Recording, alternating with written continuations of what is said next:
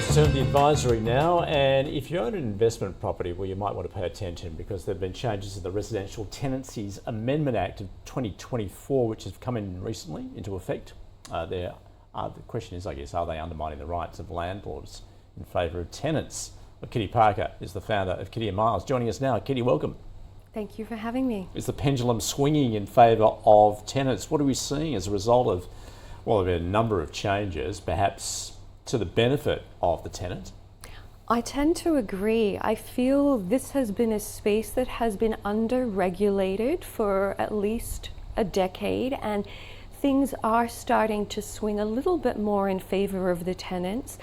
But it's not a woe is me situation at all for landlords. They've still got substantial power in this situation. All right, let's get into some of the detail then. And first off, in terms of hiking rents, that's limited to once a year now. And that's correct, yes. And that's whether a tenant is on a fixed lease or a periodic ongoing lease. That once a year increase is now mandated. Also more difficult for a landlord to actually end a lease. That is what are the correct. implications of that? That's correct. No ground evictions have actually been abolished now, so it's no longer okay for a landlord to simply evict a tenant without adequate grounds. And those grounds, there are certain requirements there, and they will need to be regulated by way of a paper trail or whatnot. So it is quite regulated now. But I do believe that that's putting a little bit more power back into tenants' hands, but it also does allow landlords a bit more process. They have more understanding of a process, things are regulated and stringent, so it works in balance for both parties. Could the landlord potentially run into problems here if they wanted to, for instance, sell the property or renovate it? No, actually, because the eviction legislation that has come in, the no grounds eviction, a property that's up for sale, if they want to substantially renovate the property, they are adequate grounds for eviction. So that's still okay.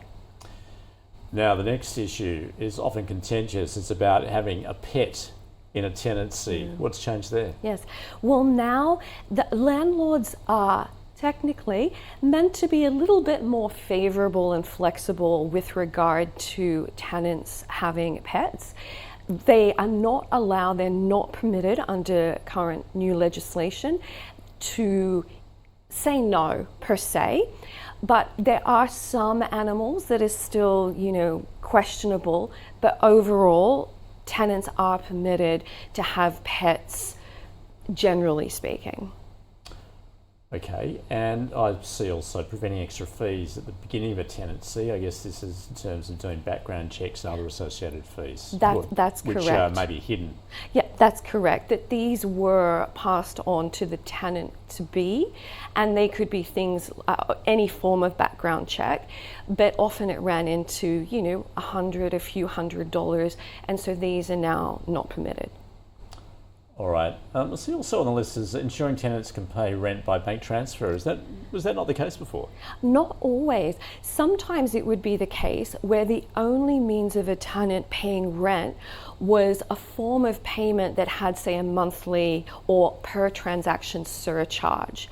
So if a tenant were paying, $200 in rent, they may also have to pay a $5 surcharge to make that payment. And this is now not the case, that tenants have to be permitted a payment form that doesn't have those additional fees. So overall, Kitty, do you feel as though, any of the changes likely to be a disincentive for prospective property investors, do you think?